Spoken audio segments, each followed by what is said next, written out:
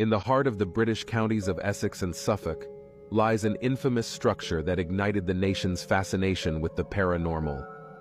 Borley Rectory is a grand Victorian building that gained notoriety for its haunting history and countless reports of ghostly activity. The disturbing history of this enigmatic construction captured the attention of the public, which led to investigations by the renowned parapsychologist Harry Price. The origins of the hauntings at Borley Rectory go back to a tragic event from its past. At some point, the rectory used to be a monastery where a terrible crime occurred. A frustrated romance between a priest from the monastery and a nun from the nearby cloister of Bures ended in their capture and brutal execution. He was beheaded, and she was walled up in the construction of the building. Apparently, they returned to haunt the area, appearing as ghostly figures dressed in religious garb. The Bull family, who resided in the rectory from 1863 to 1927, experienced a series of unexplained events that puzzled both the residents and neighboring towns. However, it was during the tenure of Reverend Eric Smith that the phenomenon reached new dimensions.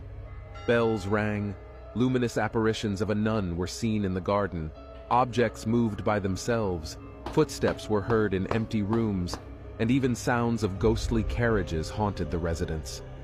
Overwhelmed by news of increasing paranormal activity, paranormal investigator Harry Price organized a séance in an attempt to shed light on the mystery. The spirit of the late Reverend Bull, the previous owner, emerged, revealing dark secrets that engulfed Borley Rectory. The paranormal events became so aggressive and violent that Reverend Smith and his wife were forced to leave the house, leaving Price to continue his investigations. A year later, Reverend Bull's cousin, Lionel Foyster, and his wife Mary Ann bravely decided to inhabit the rectory. Initially, everything was peaceful, but sometime later, the paranormal activity returned. They began to hear the sound of bells, noises as if someone were dragging chains, and mysterious messages appeared on the walls. The writings read, "Mary Ann, please help get," and "Mary Ann, light mass prayers." Mary Ann wrote that she couldn't understand some of the writings. Desperate for answers, the Foysters sought Harry Price's help once more.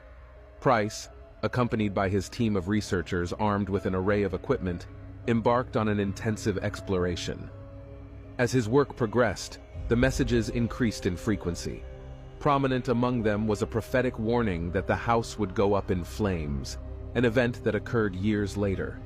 The relentless phenomena affected Mary Ann's mental well-being, forcing the Foysters to leave Borley Rectory in 1935.